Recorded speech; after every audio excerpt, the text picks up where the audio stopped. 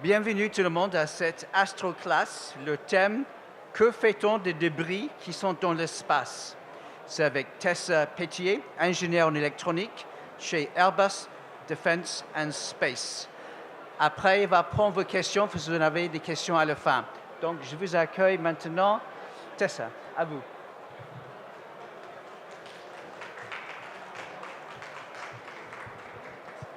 Oui. Bonjour à tous. Merci beaucoup d'être là aujourd'hui. Donc, je vais vous faire une présentation effectivement sur les débris spatiaux. Apparemment, vous m'entendez mieux comme ça.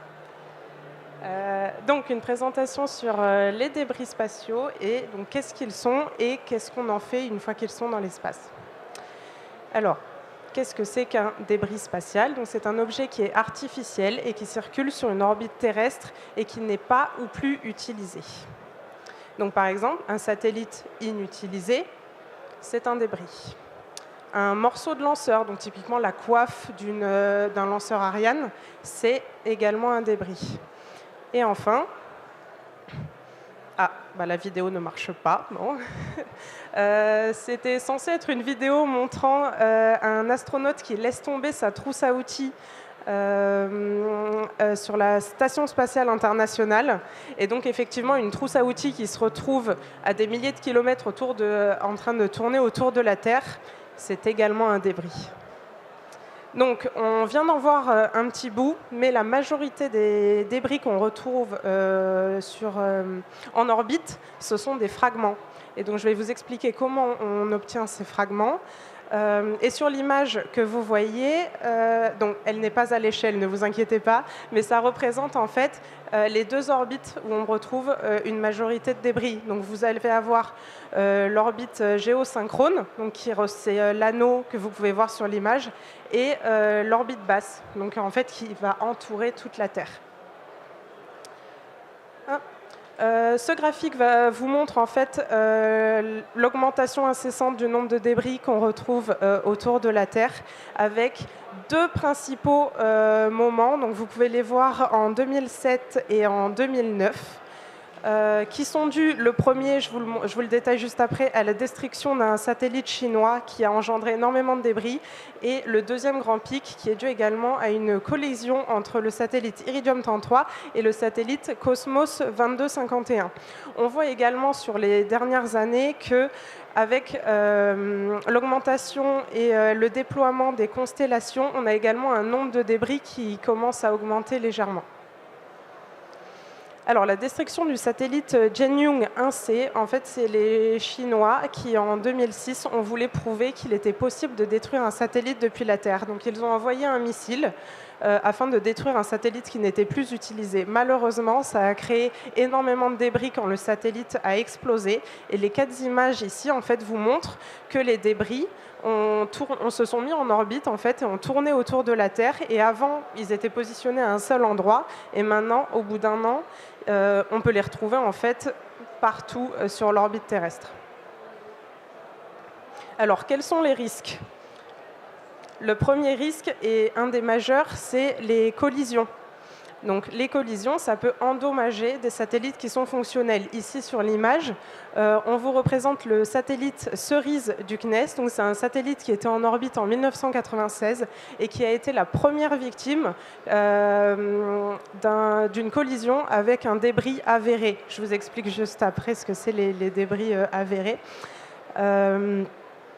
Et qui, du coup, ce débris a abîmé en fait son mât de stabilisation. Donc effectivement, on retrouve différents débris.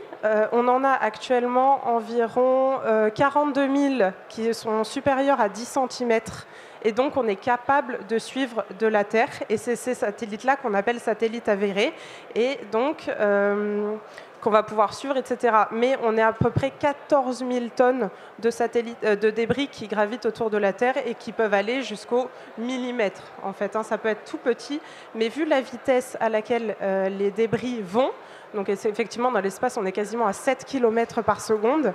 Même un petit caillou, ça peut faire de gros dégâts. Imaginez quand il y a eu la grêle il y a quelques semaines, vous avez vu un petit grêlon commencer à abîmer votre voiture. Imaginez un grêlon qui est envoyé sur votre voiture à 7 km par seconde. Vous pouvez imaginer les dégâts.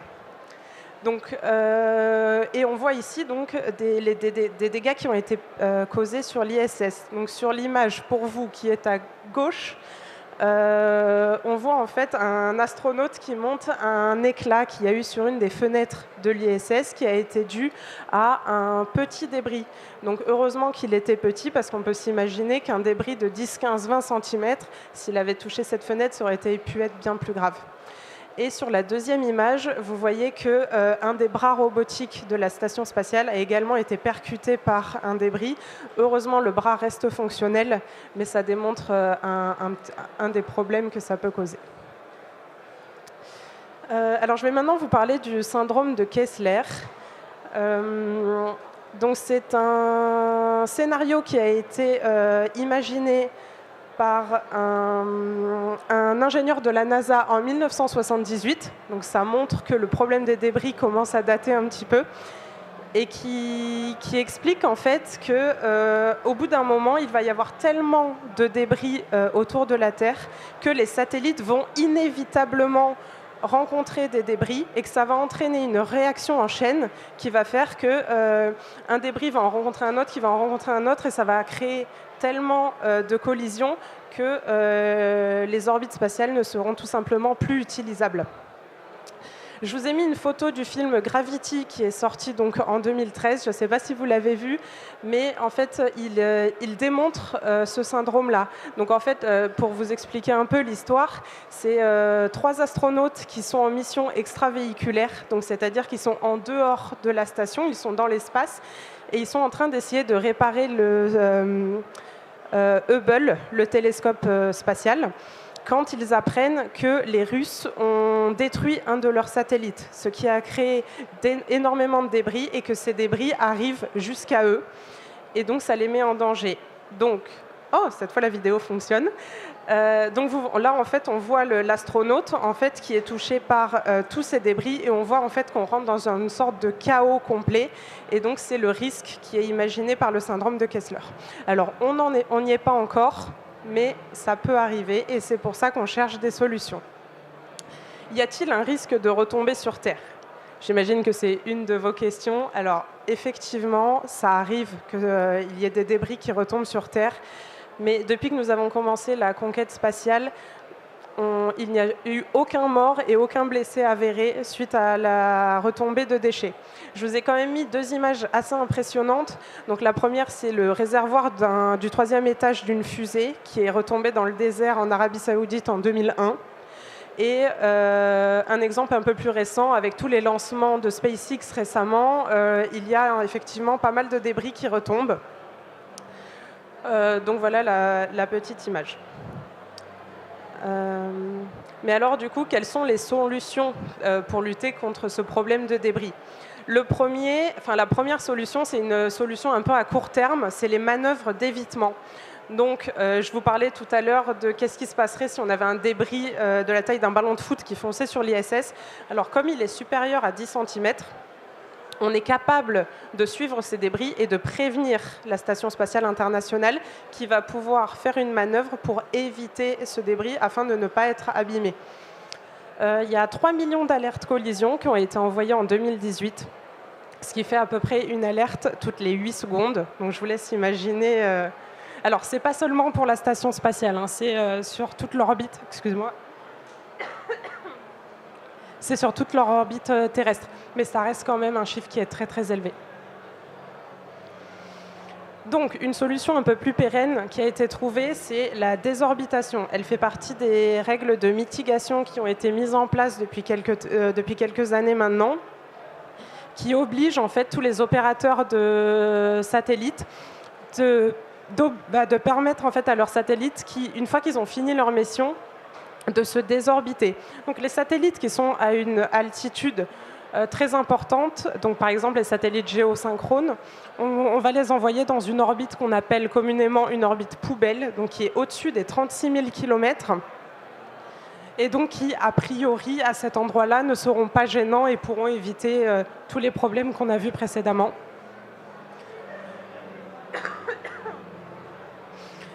Pour les satellites qui sont plus bas, donc sur l'orbite basse, eux, on va les envoyer, c'est le petit gif que vous voyez à l'image, on va les lancer en fait vers la Terre afin qu'ils se désintègrent en fait en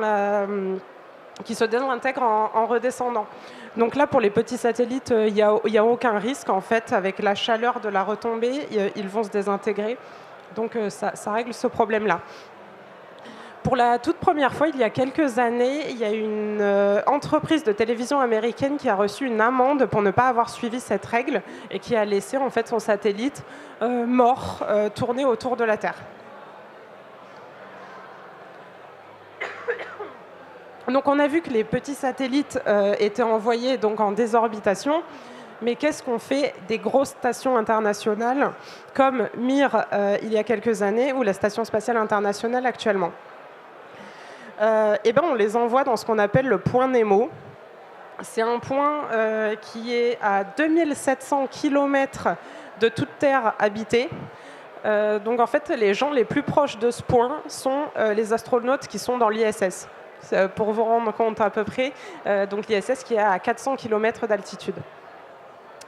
Donc c'est un point qui est dans l'eau, il n'y a personne aux alentours, et donc quand on a un gros satellite à désorbiter où on sait qu'il ne va pas être détruit entièrement en rentrant dans l'atmosphère, on l'envoie à cet endroit-là parce qu'on sait qu'il n'y a pas de risque. Alors évidemment, on prévient quand même les avions et les bateaux qui pourraient se trouver et qui pourraient passer par là. On va éviter de leur envoyer une station sur la figure, mais a priori, il n'y a jamais eu de problème. Alors, donc ça règle quand même le problème de la pollution spatiale, mais malheureusement, ce n'est pas une solution qui va être très pérenne, étant donné que ça pollue énormément les océans. Mais actuellement, c'est une des solutions qui est utilisée. Et du coup, bon, là, il y a écrit pour l'ISS qu'elle y rejoindrait après 2024. Elle va rester encore quelques années en orbite, mais c'est probablement ce qui va lui arriver une fois qu'on aura fini de l'utiliser.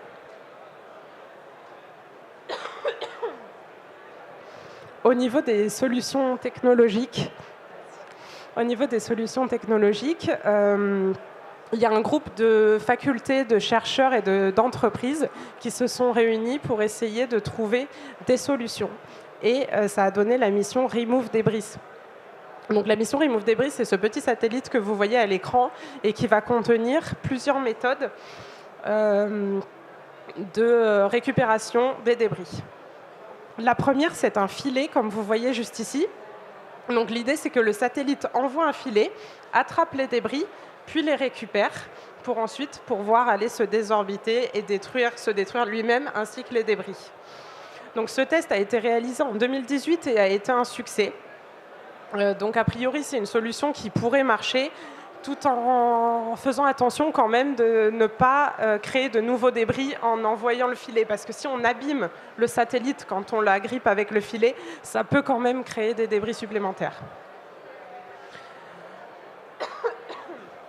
La deuxième solution, c'est le harpon. Donc là, il est attaché à une barre parce qu'ici, on était sur des tests.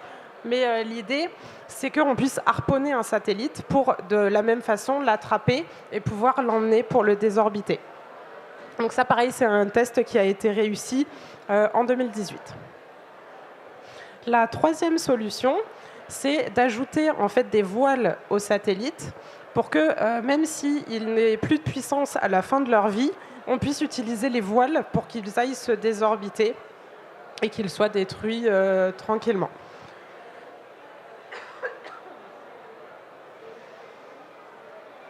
Et enfin, l'ESA a lancé il y a quelques années la mission Clear Space.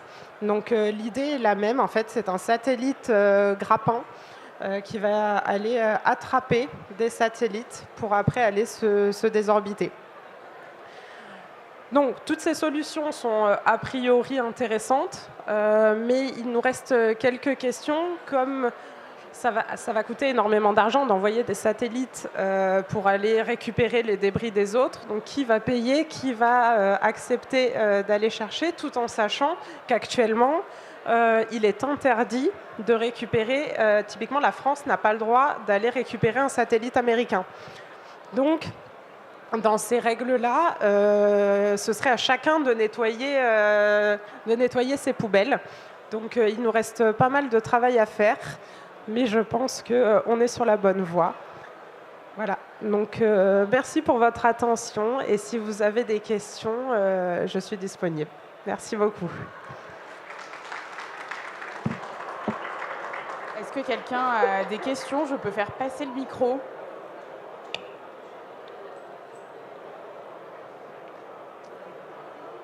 Pas de questions, du coup moi j'en ai une. Oui, comment vous en êtes venu à vous intéresser à la question des débris spatiaux? Alors moi je suis passionnée de spatial depuis plusieurs années maintenant. Donc effectivement je travaille donc, chez Airbus Defence and Space sur la création de satellites. Et effectivement, se dire qu'on envoie des satellites dans l'espace, on vient quand même à se poser les questions de qu'est-ce qui se passe après, qu'on ne peut pas continuer à envoyer des satellites dans l'espace et s'imaginer qu'il ne va rien se passer. Donc c'est une question un petit peu éthique de se dire qu'est-ce qu'on va faire de tout ce qui se passe là-haut. Et c'est comme ça que je me suis tournée vers cette question des débris et de tout ce que ça engendre en fait.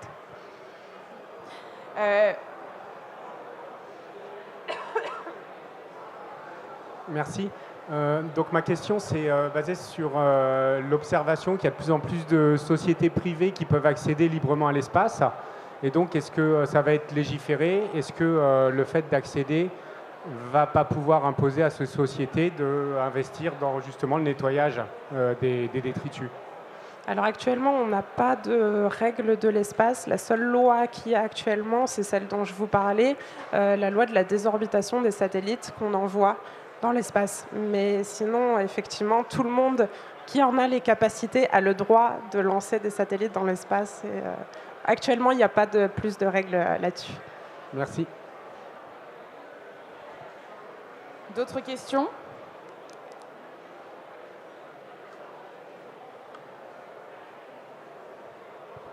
Dans ce cas, merci Tessa et merci pour cette intervention. Merci beaucoup à tous. Et si vous avez des questions, même sur le spatial, vous pouvez me retrouver sur le stand Airbus juste à côté. Merci à tous et bon après-midi.